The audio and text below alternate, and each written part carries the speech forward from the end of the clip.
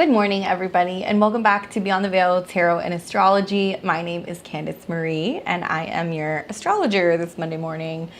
How is everybody doing? We are going live, obviously, as we've been doing weekly, if you've been catching my channel. And I try to hop on here every Monday, talk a little bit about what's going on astrologically in the skies, whether it's a new moon, a full moon, or just the transits of everything that's in between. So this is one of those sweet spots where there are some transits in between, but it's a little bit more mellow. I should probably touch wood as I say that, because some people would say if there's anything that's going to take place, it would probably be today. And that's because of holy Uranus Saturn square. So we'll get into the transits this week. Good morning. Hi, Rob. Hi, Gail. My brain fell out on the rug this morning. Forgot to schedule the stream. So, whoops. Hopefully, people will still watch this. Maybe you guys will see me come on live and you'll come and you'll watch it. Maybe you'll watch it later today and you'll get an idea of what's coming for the week ahead. But pretty much outside of the Saturn-Uranus squares, which I'm gonna make a bulk of this, this video is gonna be about that. Outside of that, everything else is a little bit more mellow. I'd be interested to hear how everybody is doing post-eclipse. We are through the eclipse portals. Now we're in a situation where we're just kind of coming off of this energy and we're gonna start to integrate the new. What else is kind of going on is we're still in the midst of this Mercury retrograde. So, that's not going to wrap up for a little bit. We got a little bit of time before we see Mercury go direct and then finally come out of this shadow period, which will be closer to the first 10 days of July. But really most of the chaotic stuff is behind us. Hello, good morning. Hi, Jay. Hi, Divine Pink Dragon. Hi, Kelsey. Grand Rising. How is everybody doing post the eclipse? That's really what I want to know, because the first one was kind of funky and sad. People were really in their feelings. The new one was in Gemini. And I think kind of the final act will probably be when the Mercury retrograde ends, and then Mercury comes back and it crosses over that 19 degrees. So there's going to be something else that's going to happen, or some finalizing of a discussion or a contract or an understanding or a bit of information. Yesterday, actually, we had Sun in square to Neptune. We're coming out of that today, but those of you guys who were really, really, really sensitive to those mutable squares recently probably really felt it. Yesterday was just a day that was it's a good thing it was a Sunday, at least for me, because probably wouldn't have gotten much done with that energy. But the Sun square Neptune, kind of dreamy, kind of confusing, not the best day for getting down to details, not the best day to really be focusing on, making everything perfect. A lot of things can get overlooked with these Sun square Neptune aspects. So we're coming out of that angle right now. Even today, I'm sleepy. It's hard for me to wake up. I gotta have my coffee.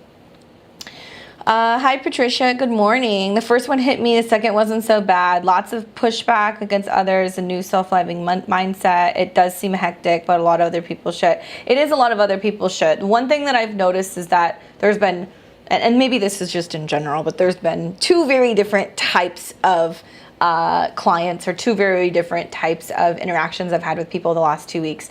There's the people who are just running around with chickens with their head cut off. And then everybody else is just kind of well, there's nothing I can do. It's not my craziness. So I'm trying to lean more on that. It's not my craziness.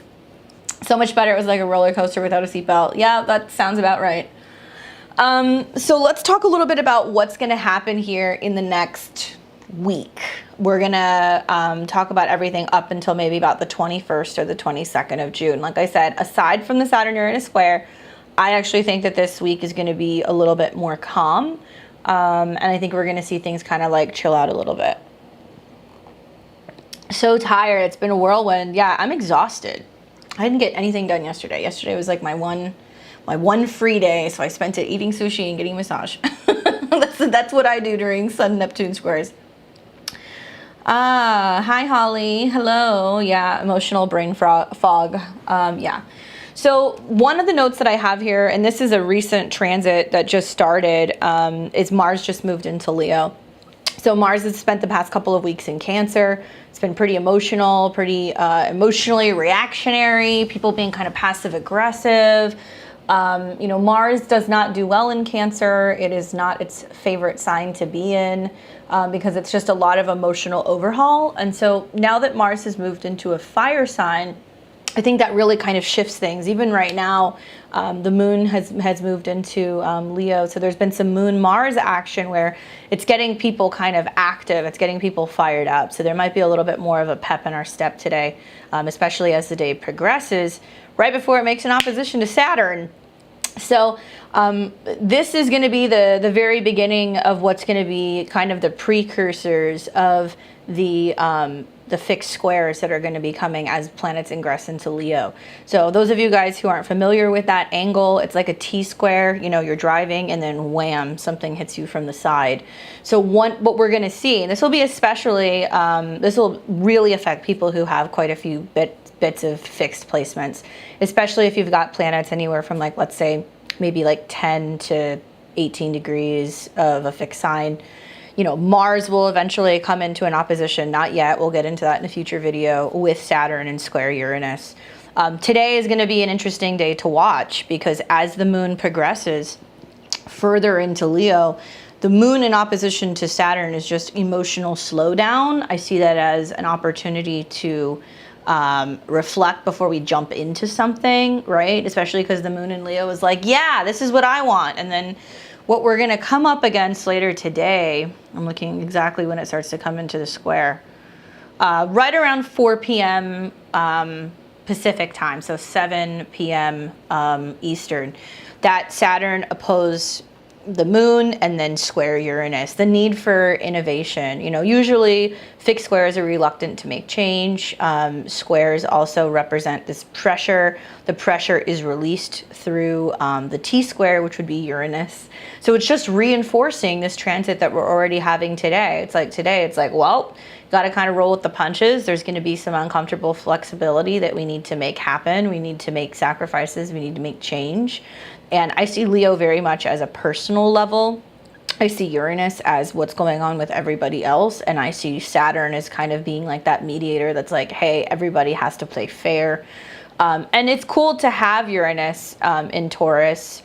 And then to have Saturn in Uranus, because Saturn in Aquarius, it's bringing up these Uranus kind of Aquarian aspects of like what's best for everybody and how do we integrate the group and how do we move away from just me, and start thinking about everybody.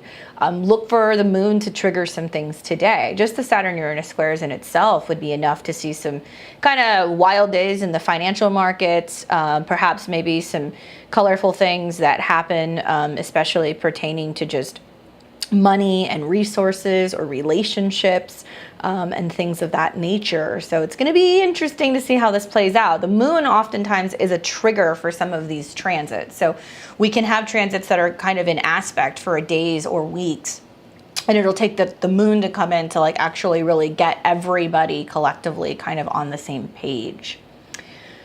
Boundary self-awareness. Thank you. Please God, Colleen. Today feels so good compared to last week already. Yeah, 20% of what I got done was done. Yeah, I mean, and here's the thing. This summer, it will be peppered in with planets moving into Leo, and it will activate some of these squares.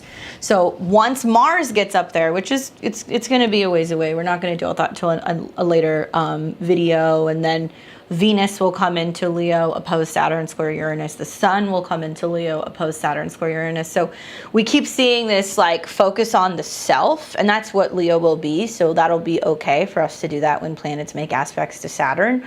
What do I need to do, and where are my boundaries versus somebody else's boundaries? You know, Mars in Leo is about swagger. It's pride. It's romantic, creative, strong wills. The one thing you want to watch for is just like your ego getting caught up in your actions. So on one hand, it can be great for acting and funneling your energy into your own creative projects. It can be really great for just getting motivated to work with creatives. It can be fun for adventure dating. It can be fun for playing and hanging out with children and all of that stuff. But I think we're going to start to see the ego clashes really start to kind of ramp up when Mars does come into an opposition with Saturn. So that'll be probably in the next video. The big news is today, and today I've been talking about this and talking about this and talking about this pretty much since February. You know, Saturn in Aquarius, square Uranus and Taurus. These are harsh aspects. They produce sharp, quick changes, disruption. Sometimes it's unpleasant, but necessary for our growth, right? Because Saturn square Uranus is basically happening 3 times this year. We saw it happen in February. February it happened when we had just a gangbusters of planets that were in Aquarius. So maybe that was kind of unusual, and it was just partially due to the fact that we had so many planets that were hanging out in that sign. Now that planets have moved through the Taurus mansion and now they're coming into the Leo mansion, it's a little bit different. So what is this square? Basically, a square is a 90-degree angle that sets up in the skies between 2 planets in 2 different signs, all right? A grand square would be 4. So we've got the square, which can just be the opposition, or it can be the 90-degree angle, or it can be the T-square. So this has been going on, and it's a theme that astrologers have been talking about all of 2021. It's about innovation and change. And so when we look and we really start to break this down, that pressure is what brings about conflict in 2 separate areas of your life that pushes us to create change, if that makes sense. Fixed signs are a little reluctant. They have a harder time making these changes because they're so used to moving in a certain way, or they're so used to going about, you know, their day-to-day routine that it's harder for them to shift that energy. It's almost like fixed signs are like a train, right? Because cardinal energy is what starts the season, fixed is what keeps it going, and it really kind of builds, and it's very solid, and it carries us through the season before we get to the mutable signs, which help the seasons turn. So when you think about a train that's going and it's going full speed, that's not something that you can just throw the brakes on and immediately come to a stop. There's friction, there's gonna be sparks, there's gonna be steam, there's gonna be time before we actually see that engine come to a full stop. So each and every time we have an opposition or a square that's taking place between planets in Leo this summer, between Uranus in Taurus, between Saturn and Aquarius, we kind of see somebody throw the brake basically and go, hold up, this isn't working. The point of the square is to get all 4 points, or 2 or 3, depending on the angle, to be willing to make change all at the same time. And sometimes it's a matter of also this pressure applying to a situation going, okay, both of these things cannot happen at the same time. It's intentionally designed to wipe things out or remove things, or in this case, you know, obliterate some things or restrict some things if it's not in alignment, if it's not going to work. So sometimes in this case, 2 things cannot occupy the same space. So it may push people to the brink this summer and feeling like they need to make some very difficult, very challenging changes. What are these changes in? Well, we've got, you know, Taurus, okay? So Taurus is about money, values, resources, food supply, beauty, aesthetics, ruled by Venus, which does deal with relationships, but more on a personal level, right? So I look at Venus ruling Taurus as what I value, what I have, what's mine. If you're Taurus, you totally get that. And then we look at Libra, the other sign ruled by Venus, and that's about, you know, mediation and balance and what's ours. So there's a lot of people reflecting on, you know, what's going on with me. What do I want? What do I need for security? What am I growing? What am I investing in? What do I find beautiful, right? And what's making me money, or where is my money at?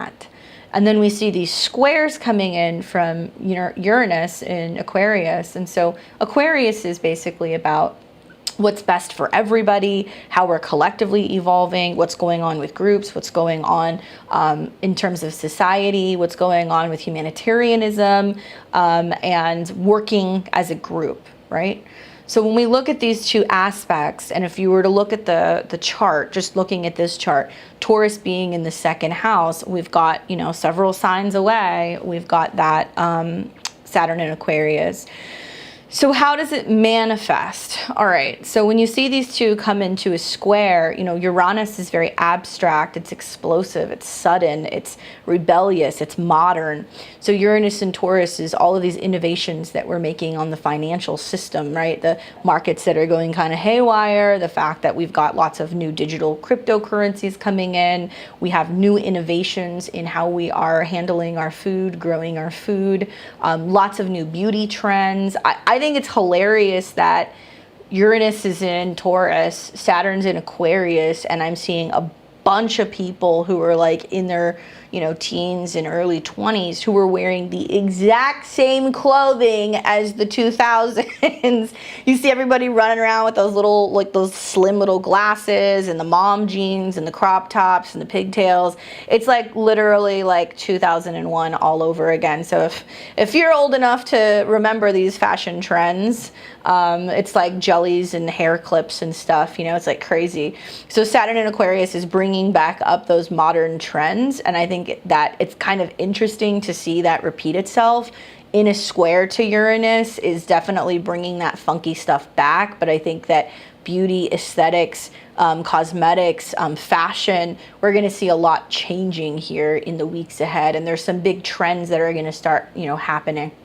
And then we've got, you know, Aquarius. So having Saturn in Aquarius, Saturn went in and out of Aquarius all year last year. Granted, it was the first couple, you know, degrees or two, but that was really when we started to see lockdown get kind of crazy, right?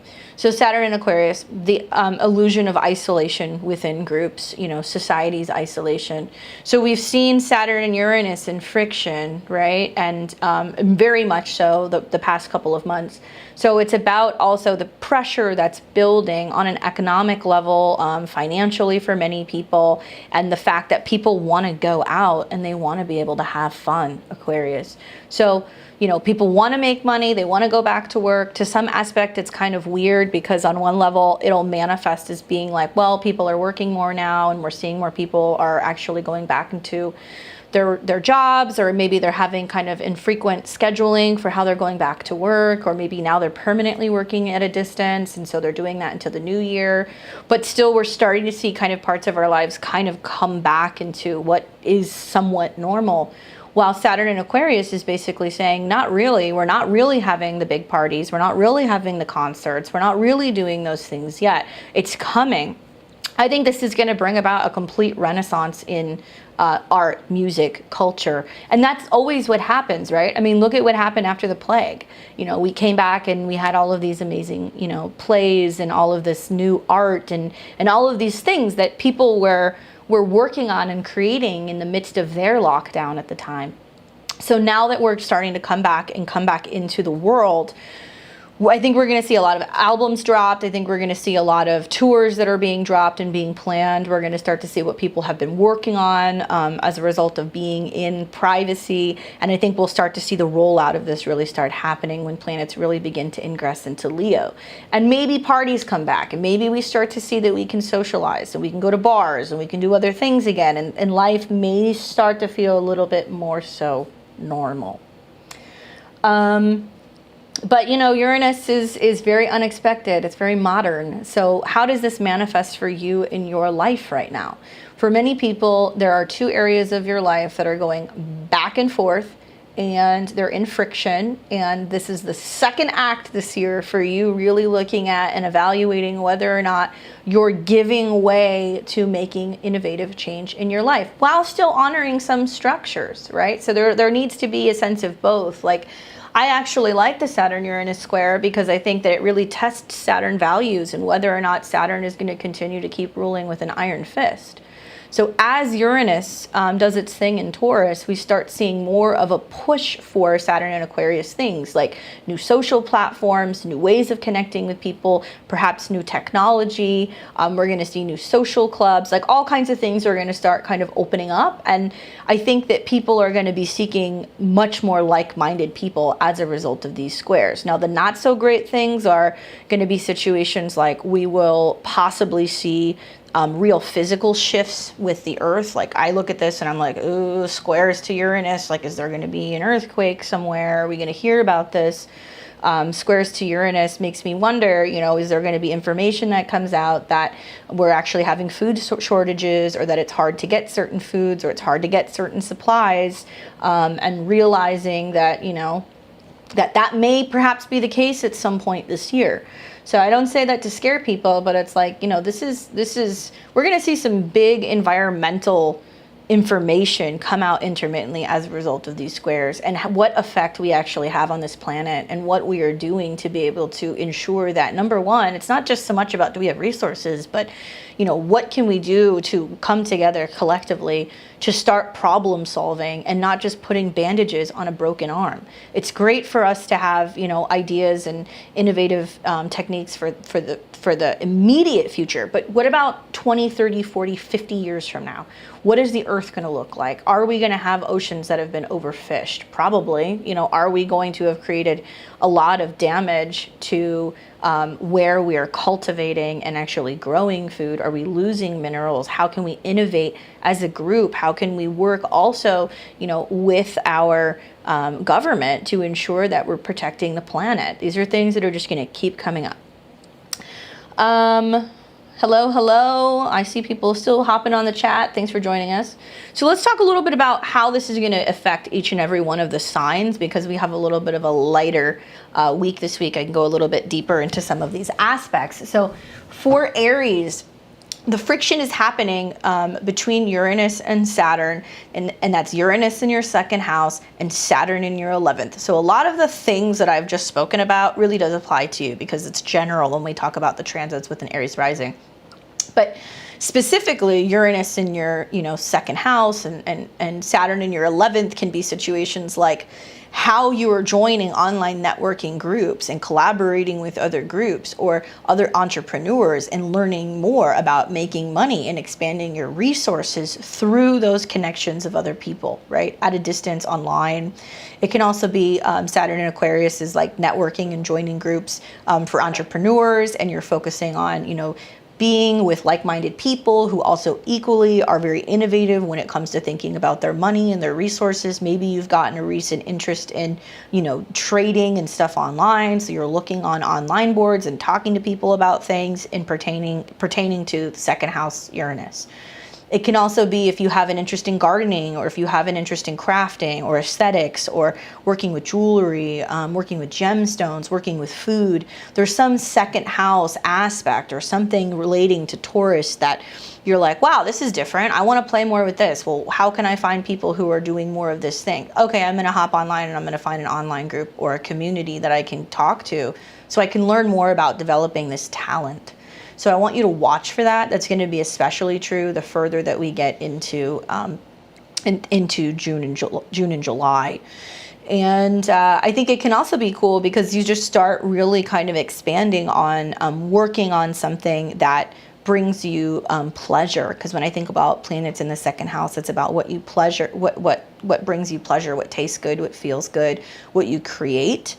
And some kind of a reevaluation of your goals happening right now as a result of the squares between the 11th house and the second. Like I guess like down and dirty, what could actually manifest could be like, be careful with borrowing and lending with friends. Like there can be some conflict revolving around like you've lent money to a friend, they can't pay you back. And then square can manifest as like that friction because you're not getting paid, or you don't feel valued by friendships. You can be feeling like there are certain friends that you're disconnected from right now, and you're starting to question and wonder, like, do they even value me? Am I even important?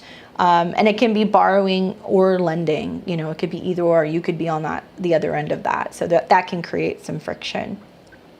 For Taurus, this is taking place with Uranus in your first house and Saturn in your 10th house. So these are angular houses that are getting hit pretty hard. So it is more visible, obvious change that's happening in your life right now. So for Uranus to be in your first house, there is something changing about the way that you move about in the world. you may be presenting yourself in a more Uranian way. You might be a little bit more wild. You might have opted to get a nose ring or grow out your hair, and you don't want to conform to what it means to be, I guess, professional, right? Because Saturn is in your 10th house of career. So it's this friction between how you're coming into your authentic self, how your body is responding, how you are dressing, how you are moving about in the world, and it's in friction to your 10th house career. So it's almost like there are some Tauruses that want to run around with a mohawk, but they are still facing having to clock in and out of an 8 or a 9 to 5 job. And you've got that boss at work that's like, you can't do that. What are you doing? Put on a suit and tie. And with Uranus in your sign, you're going to be like, no, I'm not doing that. The other way it could manifest is like this focus so much on your career right now that because it's so heavily career oriented and there's just so many professional goals that you want to make happen, you can be reevaluating and asking yourself, like, do I really want to work for other people? Like, if I want to make my way in this world, am I really being authentic to myself in showing up and going to a job where I'm making money for other people? And the answer is probably no right now. And if it is no, I would just encourage you, no matter how challenging things get this year, you have to stay the path. Do not stray from the path. If you continue to stay on this path, you will be rewarded coming into the new year when the North Node moves into Taurus, and you're going to understand why all of the focus and the emphasis really did need to be on you. Equally, it could be situations like where your body, because Uranus in the first house can very much affect your nervous system or erratic sleep schedules or things like that. Your body is telling you when you're working too much, or whether or not you should be going to work in a specific place. Your body will have some really intense reactions to your work schedule, where you're working, how you're working, if you're overworking, if you're stressing yourself out. It's a time that you really want to be supporting your nervous system and ensuring that you're eating well, you're paying attention to your body, you're very present with what it's telling you, and things like that. I would just say caution against doing anything wild that would negatively affect your body. So, you know, you want to be careful with overworking or overdoing it. You want to be careful also with, you know, not running off and like, you know, making a decision to chop all your hair off right now or go and get a tattoo or do anything that's going to be super, like a super sign of rebelliousness. Like I would just encourage you, at least this week, let the energy settle before you do anything wild like that, okay?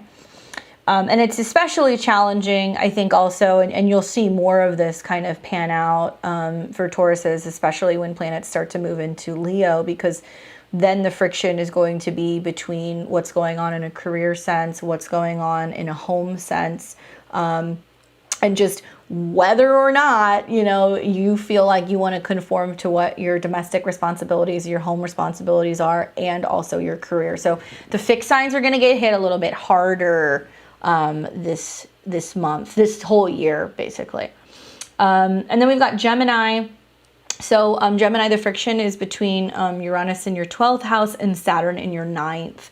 So Uranus in your 12th house is kind of like this energy of, you know, your intuition kicking in, your mental stuff kind of swirling about, there being a lot of crazy dreams, or it could even just be what's going on that's crazy collectively, and how that's in friction to Saturn in your 9th. So if you're experiencing lots of dreams, if you're experiencing anxiety, if you're experiencing this feeling of isolation, Saturn in your 9th says, okay, well, do you want to travel? Like, is it time to go places? Is it time to continue your education? Do you want to go deeper into your spirituality? Do you want to learn more about spirituality? Do you need to adopt a new belief system in order to start integrating and understanding some of these changes that are going on with you? Equally, it could be things like, you know, continuing education and taking a different path in terms of finishing out a degree or a diploma, stuff that deals with religion, theology, metaphysics, philosophy, publishing, right? And needing some aspect of alone time, or kind of even feeling like you're losing your mind in order to find this higher consciousness. What's cool about Uranus in the 12th, natal or transit, is often these people have some aspect of like precognitive dreams, like they'll actually see visions of the future. And so that is like a real interesting awakening that happens through a transit, especially with Taurus going through, Taurus being your 12th house. It tells me that having a solid intuition that you can really kind of build on, and that, you know, there can be things that you see that happen in your dreams and then they physically literally play out. For some people, it's manifested as anxiety that's happening as a result of like legal troubles or legal matters, and feeling very mentally kind of all over the place because they're dealing with some legal stuff. So that could be something else that could happen as well. So just be mindful of that. Gemini, this is just a month of change, man. There's a lot of change for you this month as far as I'm concerned. So just hang in there. And then for Cancer, the friction is going to be between Uranus in your 11th house and Saturn in your 8th. So Uranus in your 11th is new friends, new associations, new goals. You're becoming more aware of where you want to build and how you want to work with other people, making money, perhaps with friends. You know, when you see the 11th and the 8th house kind of like working together, you know, sometimes as a result of the transformation that you make in the 8th house. So with Saturn being there right now, the willingness to share, to work with other people, to have more of a give and take, or even your partner's resources, you become aware of your goals. And so sometimes Saturn going through the 8th house can be this limitation of a partner going through some challenging times, them having some issues financially, them being a bit delayed. And so you really have the opportunity to kind of build on your goals and start talking to them more about being like, it's okay, this is where we're going to go. And the need to transform together with Saturn in your 8th house.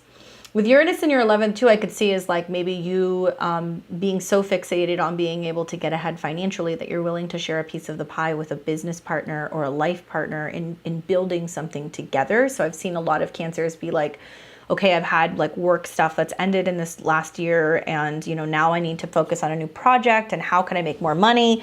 And they'll partner up with a friend, and there can be some kind of working together, or even them going back and forth and referring people to friends, and friends referring people to them, and creating this network where there is wealth sharing, right? And that we're going to keep hearing this because of Saturn and Uranus, because of the aspects. It's really about growth and wealth for everybody, not just for select groups of people. For Leo, the friction is between Uranus in your 10th house and Saturn in your 7th. You are one of those other signs that's just really getting your ass kicked right now. I'd be interested to hear how Leo and Leo risings are doing, especially if you're a Leo sun or moon and a rising. I'd really like to hear how this is playing out for you, because I bet it's colorful. You know, the friction with Uranus in your 10th house is this unconventional change with work. Perhaps maybe you're working with a new group, you're working with a new, you know, on a new project, maybe you're working a new job, maybe you're wanting to work for yourself, right? There's something unconventional going on at work. And with Saturn in your 7th, you know, what that's doing is it's actually showing you between these two houses what your relationships are with superiors, where your relationships with superiors are changing. Perhaps you can have like a boss at work that's just like a psycho, and Saturn in your 7th is like, how do I develop relationships with superiors and make it work? How can I play nice? How can I mediate? You know, Saturn wants to teach you about relationships, Leo. That's what this is about right now. And the 7th house is the house of open conflict. You know, Libra energy, 7th house, gets a bad rap for being a pushover, or, you know, sometimes saying yes too much. But Saturn in the 7th will teach you how to mediate and when to work with other people and when to cut other people off. Equally, the 7th and the 10th house deal with fame. They deal with exposure, being out in the public, being seen. Saturn in the 7th does deal with this commitment and this reevaluation of relationships. And to me, it seems like there's something changing for you right now about the way that you see control in your career, control in your relationships. And you may not feel like you have a lot of control. You might kind of feel like you're being attacked, quite frankly. And there is some truth to that with the angles that are going on. But you know, what's going to happen as we come into your birthday season, even though these will be some uncomfortable angles you'll be experiencing, Mars and Venus in your ascendant is just going to make you really passionate. And with the friction to Saturn and also Uranus, like, your time to shine is coming. It'll be a very nice birthday time for you, but you might feel like you're just constantly being pressured to show up and have conflicts with people at work or superiors or your career or your relationship. You know, there's been a balancing act going on where you're feeling like you don't know how to find a balancing act between your work and your relationships. So that's going to continue to play out. That's not going to change anytime soon. So just kind of roll with the punches, do what you can, realize that, You know, so much of what's going on for you right now is just really helping you radically change the way that you are out in the world, okay? For Virgo, there's friction between Uranus in your 9th and Saturn in your 6th. I'm interested, I saw somebody was talking about some kind of rising. I don't know if they said Virgo, but I've seen a lot of Virgo risings that have been having issues with their health because Saturn's in their 6th. They've had some health challenges. They're trying to understand why, you know, why am I having these digestive issues? Why am I having these weird reactions to things? You know, why am I finding it hard to be on the right side of my health? With squares to Uranus in the 9th, health challenges can manifest as change of patterns in your travel. Travel gets rearranged due to health problems. Travel gets rearranged due to changes in your schedule. Perhaps maybe you need to work changes and flips the script on you and you were planning on going on a trip. And with Uranus in your 9th, it's like those change in travel plans, and you might be more likely to be somebody who gets hit with having to have a return like plane ticket or canceling a trip. Unfortunately, that can manifest for you right now. And with Mars in your 12th house, Virgo, and Virgo rising, there is this kind of repressed anger, or there's this need to heal. Your health is a little bit more sensitive right now. It is beneficial to use electronics and apps and other things to manage your health, you know, managing what you're eating, how much you're working out, how far you've walked, counting your steps, things like that. With Saturn in the 6th. With Uranus and in hard angle too, and Mars in your 12th, it can be like realizing that some of your illnesses that you're having are as a result of some spiritual crisis. And so you want to lean into the 9th house, learn more, expand more, learn more about health and wellness, learning more about spirituality, learning more about metaphysical things. Maybe it deals with, you know, changes going on where you're also wanting to expand and travel to foreign places. Maybe your work is somehow expanding into the 9th house. There can be a lot of legal technicalities going on right now at work, which can be kind of frustrating, and still in a retrograde in your 10th, questioning a lot about what's going on in your career right now. So Virgo risings, woof, woof, woof, woof, woof. Yes, Leo sun here. Okay, finding the job I got in January, very toxic, culture because of one particular boss. Yeah, I mean, it's just, you know, everything that's going on right now is pushing us to change. So just keep that in mind, keep that in mind. And I've said this in previous videos, and I've also said it on the other podcast that I'm doing, the Midheaven podcast. Just the second half of 2021 is completely different than the first half of 2021. It's like night and day different. All right, so for Libra and Libra rising, there's friction between Uranus in your 8th house and Saturn in your 5th.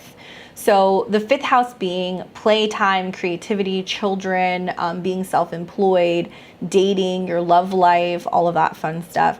Saturn there has probably felt like a little bit of a drag, and it's been more challenging for those Libras who are single, and there's been delays in like romantic connections. The 5th house is about dating for fun and sex for pleasure. The 8th house is about deep, intense transformation, real psychological stuff, intimate connections, and where you learn about vulnerability and making changes. Equally, the 5th house is like sex for fun. The 8th house is like for procreation. And you've also got the 8th house being other people or other people's money. So what's happening right now is like there's a lot of Libra risings focusing on needing to commit themselves to creating something. So it brings them something of value. So for many Libras, it's like, okay, I'm focusing more on my creative projects. I actually really want to get that out there. I'd like to make money in that way. So it's the pressure of the 8th house, like building on you to make more. Granted, it can also deal with whether or not you're making money from a side business or whether or not a side hustle is producing anything, and that pressure that's going on about whether or not you're seeing the numbers on the board. 8th house is other people's money, so you can be more focused on being creative because there's a lot of fluctuations or changes with a partner not always having money, and so you're having to kind of, you know, pivot a little bit and figure out creative ways to be able to bring in more. 5th house limits, so you might be feeling a little creatively blocked. And with Saturn in the 5th, there can just be a lot of conflict between you and another person about whether or not you can get pregnant, if you're going to get pregnant, if you're going to have a baby, if you have the money to have a baby, when you're going to have a baby. That stuff is coming up for a lot of Libras as well. So just keep that in mind. I think the positive side of this is that there's a lot of energy moving into your 11th house soon. So it's going to get you social. It's going to get you out there. You want to watch for situationships if you are single, where there can be situations where you get involved with people where you are romantic with them and then you would rather be friends, or vice versa. That can play out over the summer. But I think that it's also just going to be like really fun and really dramatic. So there's a lot of like laying out your boundaries with what your goals are and what does and does not work for you. Can be really fun for you this summer socially. There's going to be a lot of good stuff going on. So a really great opportunity for you to meet people. And when the 11th house gets activated, maybe those of you guys who are single will see a friend in a different light and realize that they can be a really good match. Or it can be a situation where you're set up by a friend, you go to a party, you meet somebody. So there's a lot of fun stuff that's going on for Libra. For Scorpio and Scorpio rising, this is freaking wild for you, man. You've got Uranus in your 7th house and Saturn in your 4th. How are Scorpios doing with this energy? All right, so you've got, Saturn in your 4th house. That's putting focus on your home, your emotional life, your family, where you're living, a lot of domestic stuff. Really ask yourself, do you like where you're living? Do you have enough space in your home? Do you feel like you need to move? Saturn is reiterating the fact that you right now have the opportunity to make changes in your home. However, it may be slow, whether it's renovations, relocations, selling houses, moving. And this is about what you need within the family or what your family requirements are. So many Scorpios are dealing with situations like they want a bigger house so that way they can have kids, or they want to be able to, spend more time with their partner, Uranus in their 7th, but their family obligations are tying them down. And maybe you have to go home and take care of a parent, and that causes some strife with your partner because your partner's like, hi, I need you here. So Uranus in your 7th is kind of wild because that's always marked as a several year period where make or break situations in relationships. Time and time again, I've seen clients where, Uranus enters in their 7th house and then they just suddenly have a separation.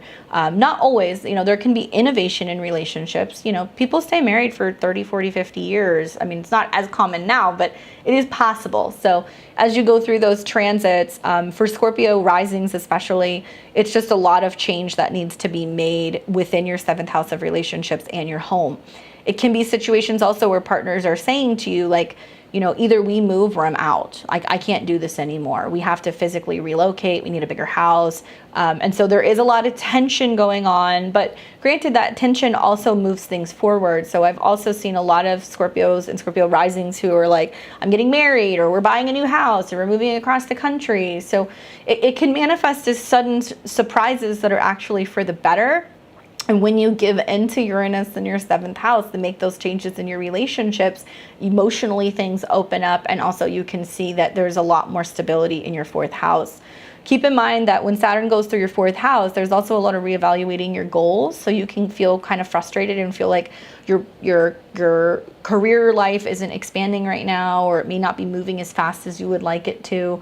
It's designed that way. When Saturn's at the bottom of your chart, it's trying to get you to build this solid foundation for your inner world, your emotional world, your life, so you can start doing the other things as Saturn moves through the rest of your chart over really the better part of like the next 14 years. So slow and steady wins the race. Figure out your relationship and your domestic stuff now so you can really authentically show up in the next couple of years for some of the things that you really want to do out in the world. But Jupiter hanging out in Pisces for a little bit longer is really highlighting the need for more romance, more passion, being more emotionally connected, reflecting on just being in love, or having children. So there's certain things that need to kind of set up there. Otherwise, there's going to be friction in your relationships.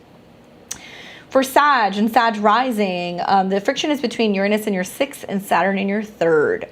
So Saturn in your 3rd is trying to get you to communicate better, work with new softwares, working with new technologies, communicating, updating phones, laptops, things like that, because Uranus in your 6th is a bit of a wild schedule.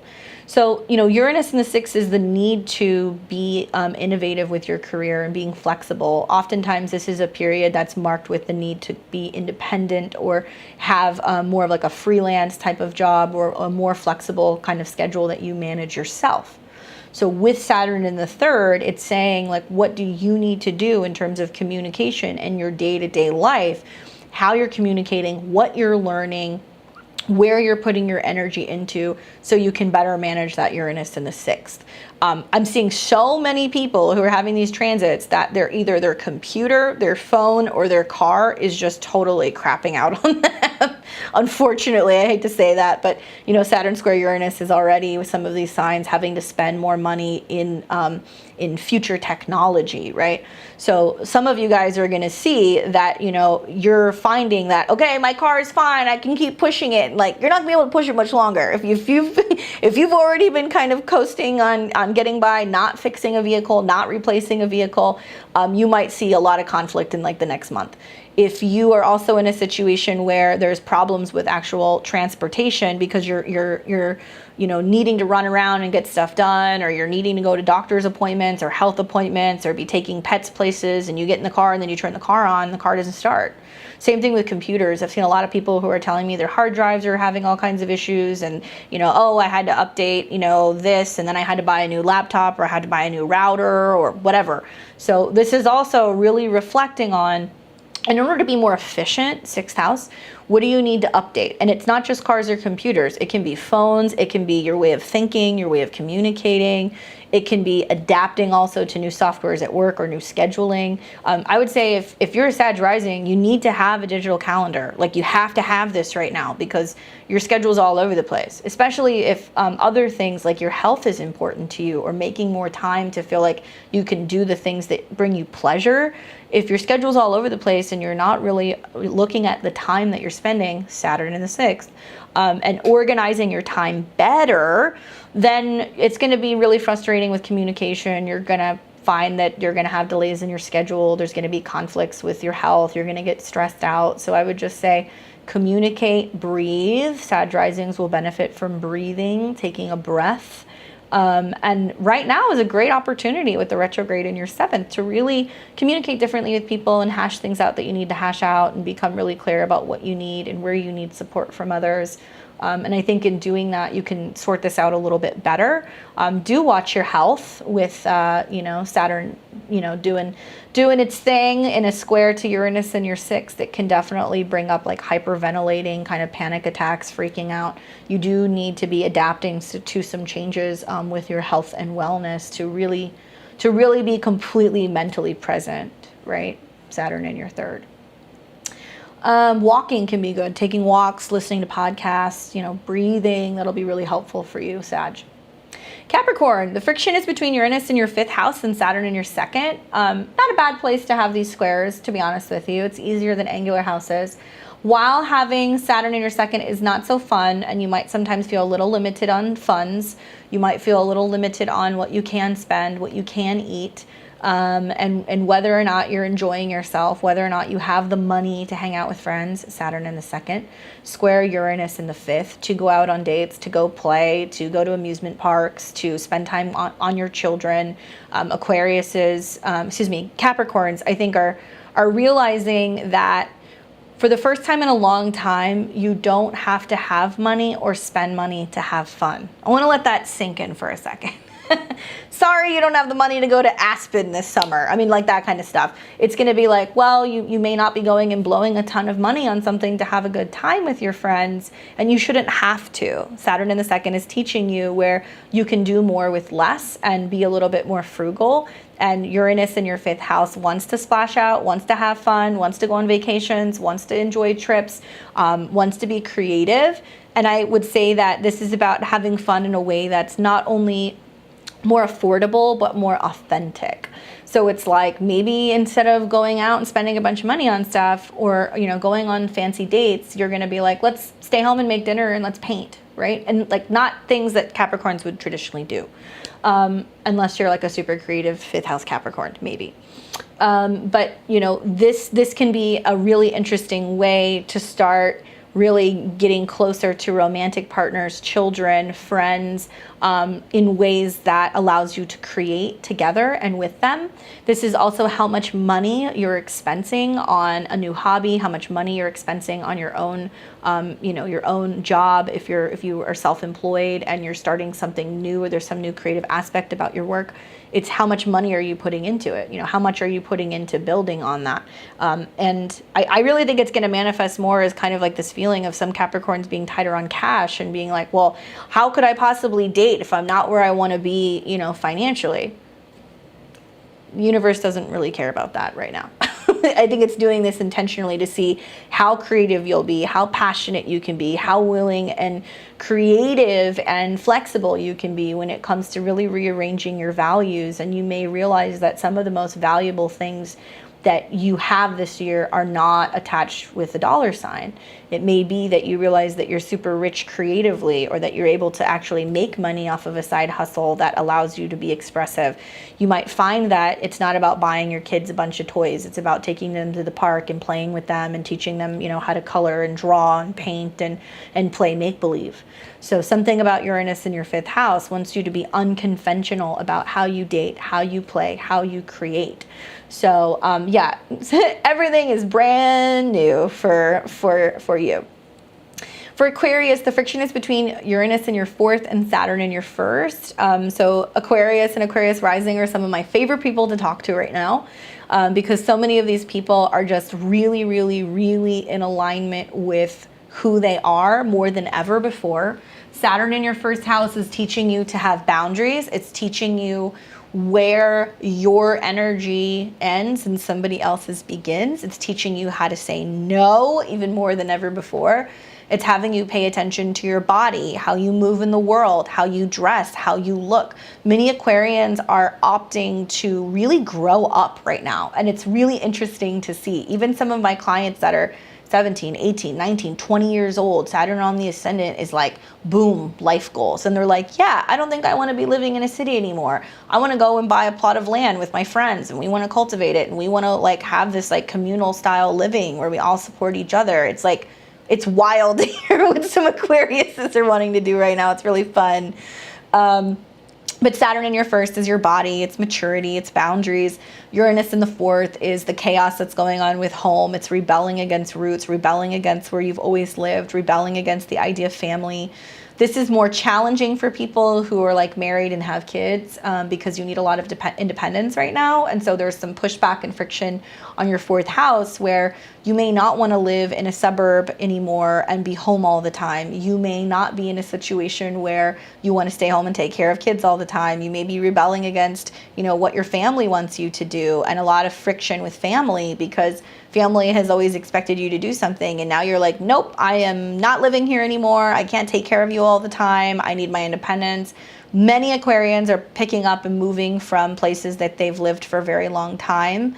And I think that that's wonderful. And I would say continue for the rest of the year to be wanderlust and be open to the idea of establishing roots in new places. It'll be really great for you emotionally. And Uranus in the 4th is just wild. I mean, I don't know about you guys, if some of you guys have had that transit, or if you have that natally. I have that natally, and thankfully, yeah, there was a lot of moving around throughout my childhood, not so much in adulthood, but I feel like that's probably because I have Saturn close by, but it's always been an unconventional home. Like I've had several situations where I've lived with multiple people, and like I liked it because it was creating that family dynamic. So for Aquariuses, it's about reevaluating what family and what home means to you, and whether that's living in an RV for a year, or that's going and working and living with a group of friends, or going and living in an artist's retreat, doing something different and being able to connect with the land or connecting with your emotions. And just, it's a total reorganization for you emotionally. So it's quite beautiful. And then last but not least is Pisces. The friction that you're having is between Uranus in your 3rd and Saturn in your 12th. So many Pisces have this feeling of like, it can feel like impending doom. I don't like saying that, but it can feel like that because Saturn's in your 12th house. it can be this knowing that certain things are coming to an end. It's a really great time for reflection and meditation, especially if you're feeling isolated. Saturn is teaching you this right now in your 12th house, to be quiet, to be still, to let things flush out. Endings of certain friendships, endings of certain beliefs. You might be feeling a little, all over the place, a little chaotic sometimes mentally. And then Uranus in the third is a lot of short distance trips, a lot of sudden opportunities to write. I think it can also manifest as an opportunity for you to just start journaling, for you to just start communicating differently. You might be finding that you're changing your mind a lot. I would really encourage you that if you're going back and forth with the idea of two people, two things, two situations, two places, whatever, sit and meditate and think about it. Because Saturn in your 12th really wants you to be okay letting things go. Sometimes it's also learning that when you tune into your intuition, it's knowing when to say something and not to say anything. There are certain things that are panning out right now, and it's like, sometimes if you blurt something out and if you let the information out before it really unfolds, it can bring a lot of chaos. Uranus in the third can just be, like I said, a lot of short distance trips. It can be learning more, something different, something new that you're learning. A lot of Pisces are learning about trading, and they're learning about money, and they're learning about cryptocurrency and all of the apps and all of those things, or reading more spiritual books, learning astrology even, right? Investing in learning astrology. With Jupiter on your ascendant, you want more knowledge. You're craving knowledge. It's something that you really need. And so you might be learning a new language. You might be learning new software applications. There can be weird electrical things that can happen with your car. There can also be all kinds of weirdness going on in terms of communication with a sibling or a neighbor, a close friend. So that can be changing as well. A lot of this is more mental, right? Because I see 12th house is just your intuition, and that's your realm as a Pisces. So Saturn there is not bad for you. This sense of going on trips by yourself and reflecting can actually be really good for you. But Uranus in the third is I think what's throwing you for a loop. Thankfully, it's sextiling your ascendant. So that's kind of what you've got working for you, that through this change in how you communicate, how you speak, what you think, what you write, and these trips, it really allows you to tune more into your inner kind of intuition, your inner guru, a higher consciousness. It's thank God you've got Jupiter on your ascendant, because that's helping you do all of these things right now. That's really allowing you to feel okay being on your own. And that's not something that's easy for a lot of Pisces to do these days. All right, so that was a lot. We're gonna pop on over to my screen again, and I wanna take you guys to June 20th. So on June 20th, we are going to have, Jupiter is gonna go retrograde. It'll go retrograde from Pisces back into Aquarius, and it'll go retrograde for about 4 months. Basically, it's just integrating your newfound spiritual beliefs, intuitive changes, needing to listen more to your intuition, needing to listen more to what your higher self is telling you, whatever you've been learning, exploring, expanding on, all of these things, like we start integrating. So some people say like, oh, Jupiter goes retrograde, like, we don't have as much luck. I don't really believe that. I believe that Jupiter has already moved into Pisces. It activated that particular house and that sign in your chart. It brought you some sense of information. People should have noticed, depending on where Pisces is in your chart, this shift that's happened over the last couple of months. So reflect on that. Like for me personally, it actually started about a month or so before Jupiter went into Pisces for me. Pisces is my 6th house. So it was like I shifted to eating one meal a day that's a shake, just naturally. I was like, oh, I'm going to do this. I'm going to put all of my supplements. I started taking like kelp and iodine, Pisces. I went on a pescatarian diet. I have been focusing more on meditation. So funny. I just got, cause I don't want to ruin my hair. I just got a swimming cap and I got goggles, and I'm gonna start going swimming try to go every day. So it's like Pisces stuff. Even when I wasn't really thinking about it, I like stopped and thought about it yesterday, and I was like, that's so Pisces 6th house. So you'll see some of these Pisces themes open up wherever Pisces is in your chart. And we just want to integrate that. And then Pisces, Jupiter will come back into Pisces later at the end of this year. And then we're going to get the whole picture in 2022 when it aligns with Neptune. So it'll be super spiritual, super watery, super in your feelings. And then also the same day, the sun will then move into Cancer, which is going to be the summer solstice, and that will be happening for us in the northern hemisphere. Let me move this a couple hours ahead so we can get the full effect of the sun actually really moving into Cancer. There we go. And it'll be, yeah, actually right around like midnight. So midnight on the 21st, that's going to be the summer solstice. Total shift in energy. It's a cardinal energy. This is the cardinal, point. So 0 degrees is that marker of that movement into summertime for us here. But it's also a marker of change and reflecting on our emotions, our home, getting an opportunity for like the next 3 or 4 weeks to really highlight how we feel about things, domestic matters, really looking at things more so from an emotional perspective and how we're making emotional changes. So you want to see where Cancer is in your chart so it can really give you an idea of what is shaping up. We'll talk about that more as I get into the video that I'm probably going to do for, oh my gosh, it'll be the month of July. Where's the year going? It's like this year is going by so fast. And then finally on June 22nd, Mercury will go direct in Gemini. So yes, it'll be a reason to celebrate. Those of you guys who have been waiting until Mercury goes direct, that'll be an interesting day also because the moon will make an opposition to Mercury. So it almost seems like, our minds may change in some way that day. There may be kind of this separation between what we want to do emotionally and what we need to do. I will say this time and time again, I would wait until at least after the Mercury retrograde to sign anything. And even then, we are going to see Mercury will actually come back over the same degree as the eclipse, and that will be on July 2nd. And then we begin to come out of the retrograde shadow on the 9th. So you can sign things after the 22nd. I would wait until after July 9th. If you really need to do something after the 2nd is fine, but I would also say even waiting until maybe the moon moves into Gemini on the 7th would probably be the earliest that I would sign or commit to anything, okay? Because this is a wild retrograde. Neptune's still going to be squaring off with Mercury. It's coming out of that square on the 7th. So even when the Mercury retrograde ends and it goes direct, there's still a little bit of fog and like not seeing things very clearly. So I would definitely try to wait if you can as long into July as possible. But if you absolutely have to, just avoid those Mercury squares to Neptune. Not the best time to be agreeing to anything the 5th and the 6th. So we kind of want to come out of those squares if at all possible. That's pretty much everything that I have for you guys this week.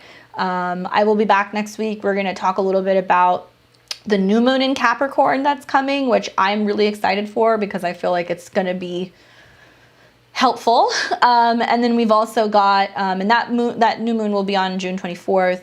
Along with wrapping up my thoughts on the retrograde and what we're seeing as the retrograde is ending and as it's going direct and what we are aware of and what's coming. And we'll talk more about Venus entering Leo because Venus will be entering Leo soon and Neptune will go retrograde. So there's definitely a lot to chat about. That'll be next week, my full moon in Capricorn video, followed by the last week of this month. That will be my month ahead for the month of July. I still cannot believe where this entire year is going. It's crazy. If you guys do watch the podcast that I do, the Midheaven podcast on YouTube, we're also on Spotify and Apple Podcasts. We're on like everything now. It's crazy. We just dropped our brand new Summer Jam special, and it's basically Mike and I streaming a podcast from the pool. It's about an hour and a half long, maybe, and it's us talking about all of the astrological transits for summer of 2021. So it's going to be June all the way through September. Be sure to check that out. That just went out this morning. We're also doing a giveaway, so you have to go and check that out. You can see all of our new summer astrology merch, so it's kind of cool. As always, thank you guys for tuning in and hanging out with me, especially on a Monday. Great way to get the week started so we know what's kind of coming. be flexible and try to adapt to whatever kind of rocks and rattles and rolls that are happening today and tomorrow. I promise you it's for the better. And in the end, it'll end up giving you an opportunity to make some really radical changes in your life that I think will make a lot more sense as we get into 2022. If you like my channel and you want a reading with me, check out my links below. You can book an appointment with me and get on my books for an astrology and or tarot clairvoyant reading. I'm always happy to see new clients. I've had a lot of people that have come through from YouTube, so it's been really cool to see crossover from some of the other projects that I'm working on. And you can see all my social media links and everything below as well if you want to follow me on Instagram or on Facebook. With that being said, I will let you guys get on with your Monday. Thank you for tuning in and watching, and I will see all of you guys very soon. Take care.